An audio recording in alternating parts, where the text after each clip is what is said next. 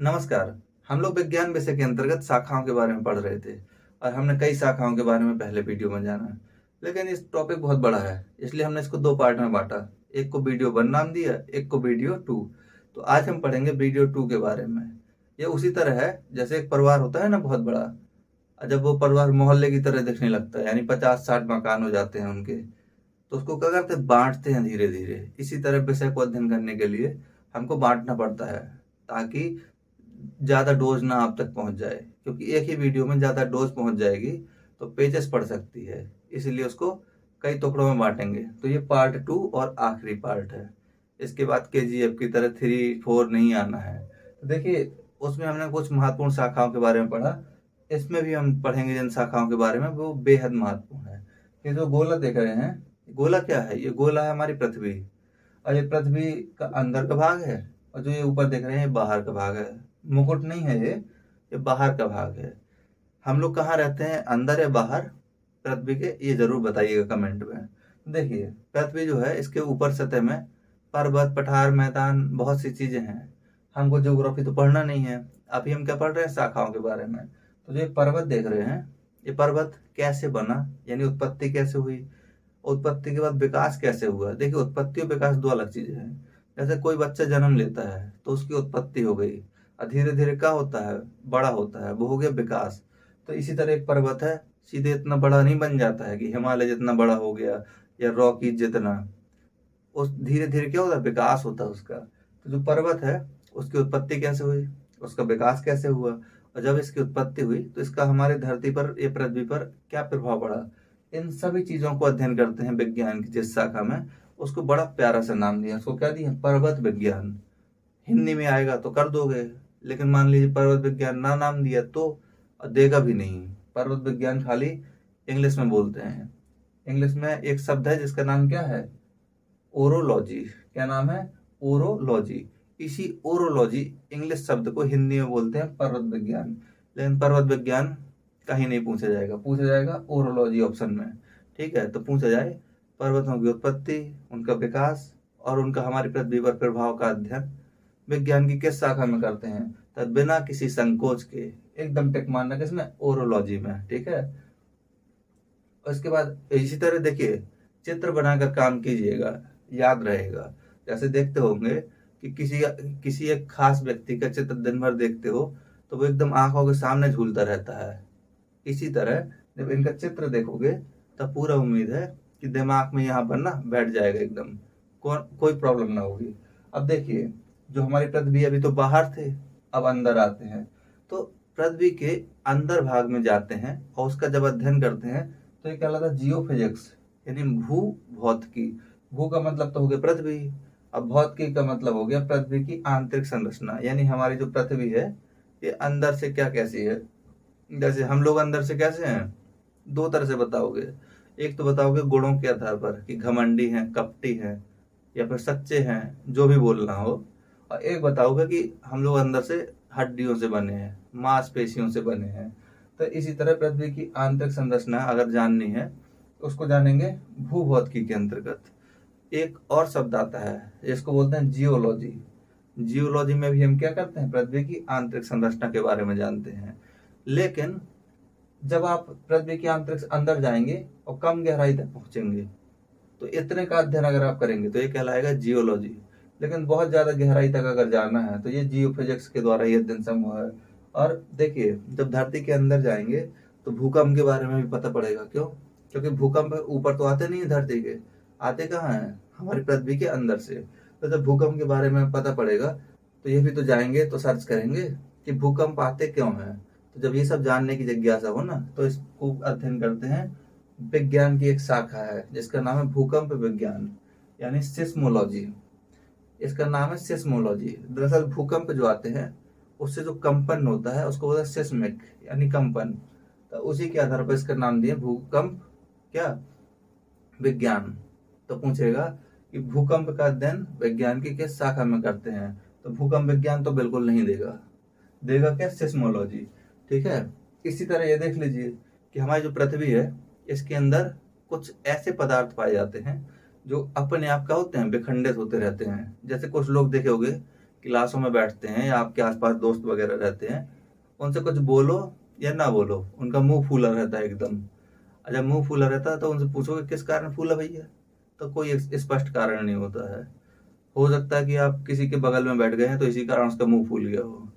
तो ऐसे ही कुछ तत्व होते हैं। ये तत्व क्या करते हैं, इनको अपने आप, एक पारा गर्म होता है, अपने आप का होते हैं विखंडित होने लगते हैं। तो ऐसे तत्वों को क्या कहते हैं, ऐसे तत्वों को कहते हैं रेडियो एक्टिव तत्व। रेडियो एक्टिव तत्व का मतलब ये नहीं है कि रेडियो जो चलाते हो। रेडियो एक्टिव तत्व का मतलब है ऐसे तत्व, ऐसे पदार्थ जो क्या होते हैं, अपने आप विखंडित होने लगते हैं। दरअसल ये कौन से तत्व होते हैं, इनके बारे में तो जानेंगे केमिस्ट्री में। इतना समझ लीजिए, जिनका परमाणु क्रमांक बहुत अधिक होता है, या फिर सीधे शब्दों में कहिए तो इनका क्या होता है, परिवार बहुत बड़ा होता है।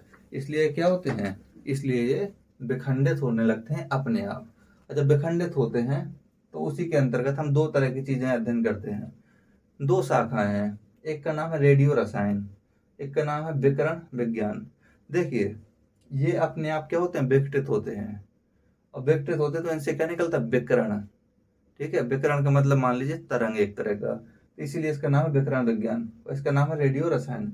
देखिए, रेडियो रसायन के अंतर्गत हम क्या अध्ययन करेंगे, जो भी पदार्थ होते हैं उनसे निकलने वाले रेडियोधर्मी विकिरण का और उनका उपयोग का, ये हम अध्ययन करते हैं। पूछेगा रेडियो रसायन में हम निम्नलिखित में से किस चीज का अध्ययन करते हैं, तो कहिएगा जो अलग अलग रेडियो एक्टिव पदार्थों से जो विकिरण निकलती है उसका, और उस विकिरण का जो हम उपयोग करते हैं उसका।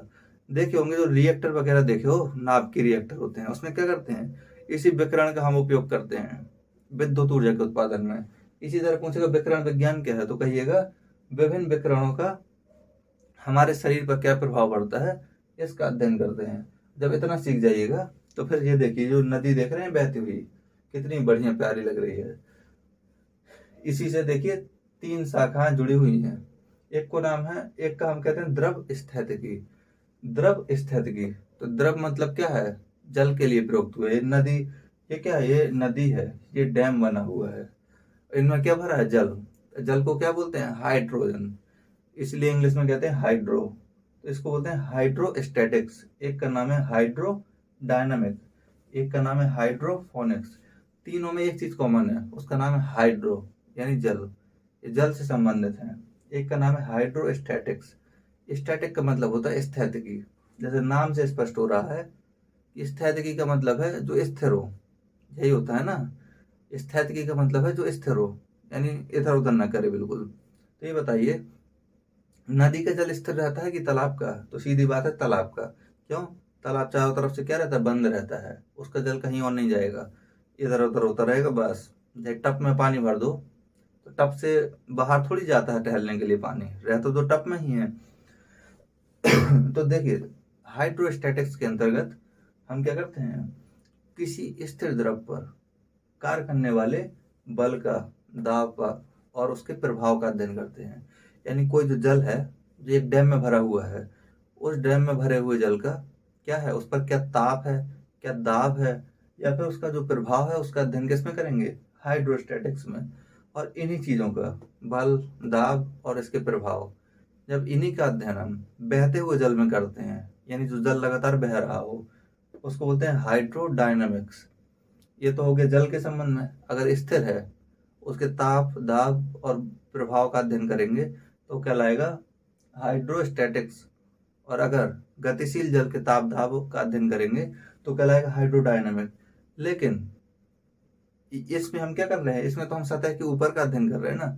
अगर हमको कोई जल है, उसमें नीचे गहराई पर जाकर अध्ययन करना है तो कहलाएगा हाइड्रोफोनिक्स, यानी जल ध्वनि विज्ञान। हाइड्रो यानी जल, फोनिक्स, फोन तो लगाते होगे, फोन मतलब क्या होता है, ध्वनि से संबंधित, तो हाइड्रोफोनिक्स यानी जल ध्वनि विज्ञान। इसमें हम अध्ययन करते हैं ध्वनि तरंगों के द्वारा क्या, जल के नीचे की स्थिति का अध्ययन, यानी ध्वनि तरंगों को जब नीचे भेजा जाता है जल के, और उससे हम क्या करते हैं, नीचे की स्थिति क्या है उसके बारे में हम जानकारी जुटाते हैं। तो इसको नोट कर लीजिए और शाखाओं के बारे में अभी लिखते हैं। देखिए, ये पहला लिखा हुआ पुरातत्व विज्ञान। इतिहास वगैरह के जो विद्यार्थी हैं, जिन्होंने बीए वगैरह किया हो ठीक ठाक तरीके से, उनको पता होगा ये पुरातत्व विज्ञान क्या होता है। इसको बोलते हैं आर्कियोलॉजी। इसमें क्या करते हैं, इसमें देखा होगा कुछ लोग खुदाई करते हैं जमीन का, और खुदाई करने के बाद क्या करते हैं, वहां से जो कुछ भी मिलता है, पत्थर, लोहा, तांबा, कांसा, हड्डियां, उन सब के आधार पर क्या करते हैं, इतिहास के बारे में सोचते हैं। अब मान लीजिए कहीं से अगर निकला गेहूं का दाना निकल आया, तो उसको जांचेंगे कब का है, वो अलग तरीका है जांचने का, उसके बारे में यहाँ नहीं बात करनी है, ठीक है। तो जांचेंगे कब का है, उसको बोलते हैं रेडियो कार्बन डेटिंग। जो रेडियो एक्टिव पदार्थ बताया था अभी, उसी के आधार पर आंकते हैं कि ये कब का है। जब पता कर लेते हैं तो कहते हैं आज से लगभग 10,000 साल पहले हमारे यहाँ गेहूं को उगाया जाता था। अब वो मिला का एक एक दाना खाली, लेकिन यह काम वही करते हैं। पुरातत्व विज्ञान विज्ञान की वह शाखा है जिसमें हम क्या करते हैं, जमीन की खुदाई से हमको जो चीजें प्राप्त होती हैं, उसी के आधार पर हम उस समय के इतिहास के बारे में बात करते हैं जब का है। एक गाना है बड़ा अच्छा, पत्थर के सनम तुझे हमने मोहब्बत का खुदा समझा। इसी पर एक बड़ी अच्छी लाइन लिखी एक मशहूर शायर ने। वो लिखते हैं कि मैंने इश्क को खुदा समझा, लेकिन जब होश आया तो जाना खुदा किसी एक का नहीं होता है। तो चलिए आगे बढ़ते हैं, क्रोनोलॉजी। देखिए पेपर जब देते हैं किसी एग्जाम को, उसमें देखते होंगे कुछ क्रम लिखा होता है अलग अलग समय की घटनाओं के बारे में, और कहते हैं उसको सेट कीजिए, किसमें, क्रम में, क्रोनोलॉजी जिसको बोलते हैं। तो ये वही क्रोनोलॉजी है। इसमें हम क्या करते हैं, उसमें क्या करना पड़ता है, उसमें देखना पड़ता है कौन सी चीज पहले हुई कौन बाद में हुई, तो उसी क्रम में हम रखें उसको। यही काम तो यहाँ करना है। क्रोनोलॉजी क्या कहेंगे, विज्ञान की भाषा का जिसमें समय और अवधि का मापन किया जाता है। समय का मतलब है कि किस समय की है, अवधि का मतलब कि कितनी देर तक हुई, ठीक है। ये देख रहे हैं होरोलॉजी। अगर कहा जाए समय को इंग्लिश में क्या कहते हैं, तो बोलते हैं आवर, ठीक है। तो आवर उसी से बना है होरोलॉजी। क्या है, ओरोलॉजी, HOROLOG भाई। इसमें क्या करते हैं, समय का मापन करते हैं। इनके अलावा देख लीजिए दो और है, ये चुम्बक और विद्युत चुम्बक। तो चुम्बक तो जानते ही होंगे क्या होगा। चुम्बक क्या होता है, जो चिपका लेता है चीजों को चिपकाता है, हर चीज को चिपकाता है नहीं, किसको चिपकाता है, कुछ जिसमें विशिष्ट गुण हो, खासकर लोहा। तो देखिए चुम्बक में भी एक क्वालिटी है कि हर किसी को नहीं चिपकाता है। इसी तरह क्या करना है, इंसान बनना है कैसा, कि हर किसी को क्या करना है, इक्वली नहीं ट्रीट करना है, जो जैसा ट्रीट करे उसके साथ उसी तरह से ट्रीट करना है, ठीक है। तो चुम्बक से सीखिए कुछ। चुम्बक क्या करता है, उसी चीज को चिपकाता है, उसी को खींचता है जिसमें वो गुण होता है जिसके चलते ये खींचे, ठीक है। तो चुम्बक इसमें क्या करेंगे, चुम्बक जिसको बोलते हैं चुंबकत्व, मैग्नेटिज्म, इसमें हमको करना है चुंबक के गुण के बारे में जानकारी करनी है। जब चुंबक के गुण के बारे में जान जाएंगे तो चुंबकीय क्षेत्र, मान लीजिए एक चुंबक यहाँ रखा, तो देखा होगा इतने दायरे में अगर कोई भी लोहे की चीज आ जाए तो यह क्या करेगा, खींच लेगा अपनी ओर।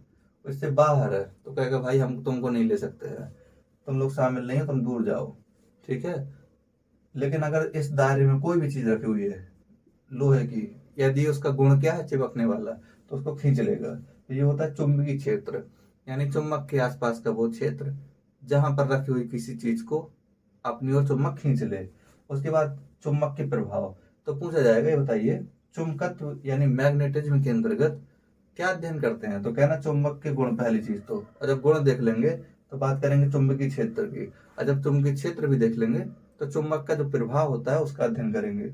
एक है विद्युत चुंबक, इलेक्ट्रोमैग्नेटिज्म। इसमें हम क्या अध्ययन करेंगे, इसमें हम करेंगे विद्युत चुम्बक के बारे में जानकारी जुटाएंगे, विद्युत चुम्बक का अध्ययन करेंगे, और जो विद्युत चुम्बक है उससे जो विकिरण निकलती है उसके बारे में जानकारी जुटाएंगे, यानी विद्युत चुम्बकीय विकिरण का। देखिए अभी शाखाएं समाप्त नहीं हुई हैं, लेकिन इतना विश्वास रखिए कि सब कुछ इसी वीडियो के अंतर्गत समाप्त हो जाएगा, और ये वीडियो भी बहुत लंबा नहीं बनेगा, ठीक है। तो इन सबको नोट डाउन कर लीजिए पहले।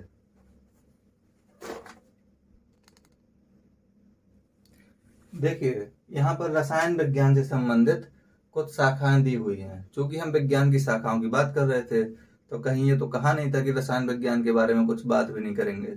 देखिए रसायन विज्ञान एक साथ कई शाखाओं के बारे में जान लेते हैं, हालांकि जब केमिस्ट्री पढ़ेंगे तो और भी जानेंगे।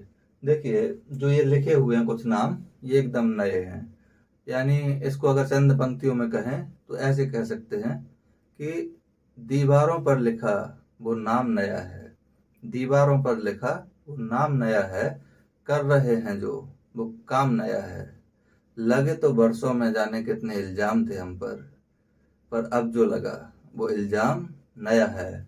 तो चलिए शुरू करते हैं इनके बारे में। देखिए पहला दिया हुआ कार्बनिक, कार्बनिक यानी ऑर्गेनिक। जब ऑर्गन की बात होगी तो ऑर्गन माने क्या होता है, अंग, और अंग क्या होता है, जैविक होता है। तो देखिए यानी कि जिसमें कार्बनिक रसायन का, हर चीज में देखिए रसायन जरूर जोड़ दीजिएगा, क्योंकि रसायन विज्ञान के अंतर्गत हम इन शाखाओं को पढ़ते हैं।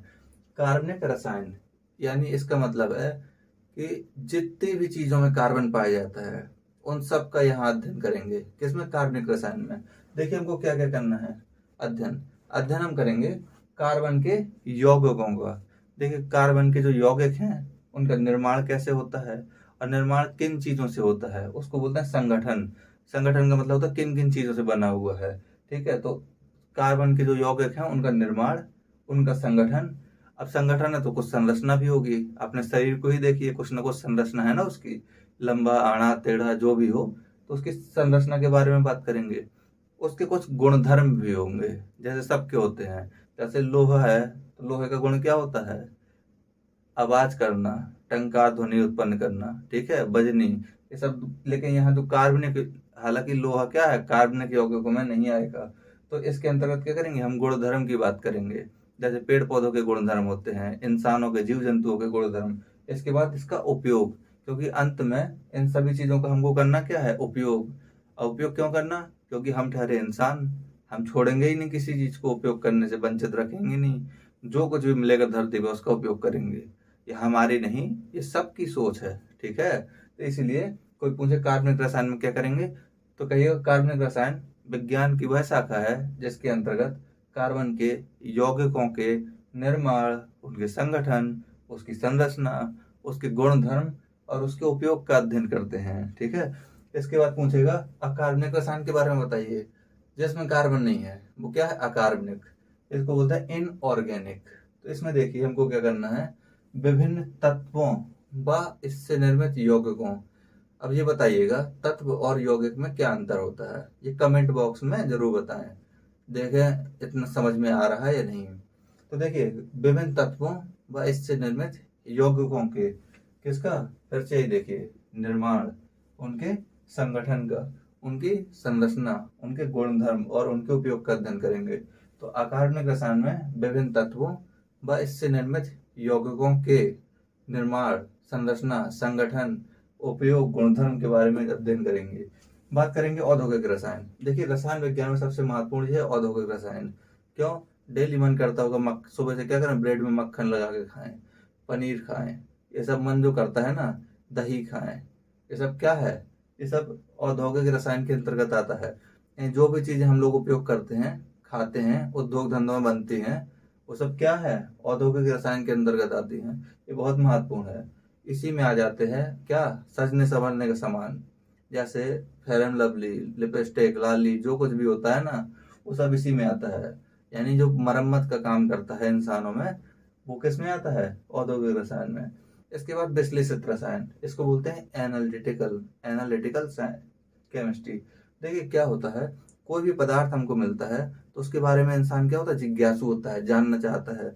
इसका आयतन क्या कैसा है, इसके गुण कौन से हैं, इसका उपयोग क्या कैसे कर सकते हैं। जब इतनी सारी चीजें इंसान के दिमाग में होती हैं तो उसका विश्लेषण करता है। तो उसी का अध्ययन करते हैं, किसका, पदार्थों की पहचान। सबसे पहले तो पदार्थ को पहचानना जरूरी है। जैसे होता है ना, इंसानों के बीच में कहा जाता है कि अच्छे और बुरे इंसान की समझ होनी चाहिए हर इंसान में, लेकिन ऐसा तो होता नहीं है। क्यों, क्योंकि आंख बंद करके हमको एक से एक बुरा कपटी इंसान भी अगर शराफत का चोला ओढ़ लेगा तो वो भी बहुत अच्छा लगता है कुछ दिन के लिए, और जैसे समय ढलता है तो वो उससे घुटन महसूस होने लगती है। लेकिन यहाँ क्या है, यहाँ साइंस है। तो कहा जाता है कि पहले कोई भी चीज हो आप उसके बारे में एक बार पहचानिए पहले उसको, उसके बाद उसका आयतन देखिए, उसकी मात्रा के बारे में जानिए। ये सब जानिए किसमें, विश्लेषित रसायन में। फिर एक औषधीय रसायन। देखे होगे कोई भी औषधि होती है ना, चाहे दवा, इंजेक्शन, जिसकी भी बात करो, सभी औषधियां हैं। आयुर्वेद, एलोपैथी, इस सब से कोई मतलब नहीं है, औषधि की बात हो रही है, कोई भी औषधि हो। तो वो एक चीज से नहीं बनती है, कई तरह की चीजें उसमें मिलाई जाती हैं एक निश्चित अनुपात में। इसलिए देखा होगा हर जो दवा होती है, डॉक्टर इस हिसाब से दवा सजेस्ट करते हैं। जो अच्छे डॉक्टर हैं, झोला छाप की तो बात ही नहीं करते हैं। देखिए, झोला छाप सबसे विद्वान डॉक्टर हैं। क्यों? क्योंकि वो सबसे जल्दी उपस्थित है। हम में से हर किसी को ऐसा निश्चित रहता है कि अगर कुछ भी प्रॉब्लम होगा तो पहले हम जाते हैं झोला छाप डॉक्टर के पास। ना उसकी डिग्री से मतलब है, ना हमें उसके किसी चीज से एक्सपीरियंस से मतलब है। हमको मतलब होता है किससे? उस डॉक्टर से, क्योंकि हमें विश्वास है उस पर, इस बात पर कि वो हमें सही कर देगा। अब देखिएगा, बड़े से बड़े रोग का इलाज भी अगर कहीं बाहर नहीं लगता है तो अपने जो लोकल डॉक्टर होता है ना, उसको सब पता रहता है, वो ठीक कर देगा। हालांकि रिस्क का काम रहता है, या तो ठीक होंगे या जिंदगी सुधर जाएगी, मतलब धरती छोड़नी पड़ जाएगी। तो औषधि जो होती हैं अलग अलग तरह के चीजों से मिलाकर बनाई जाती हैं।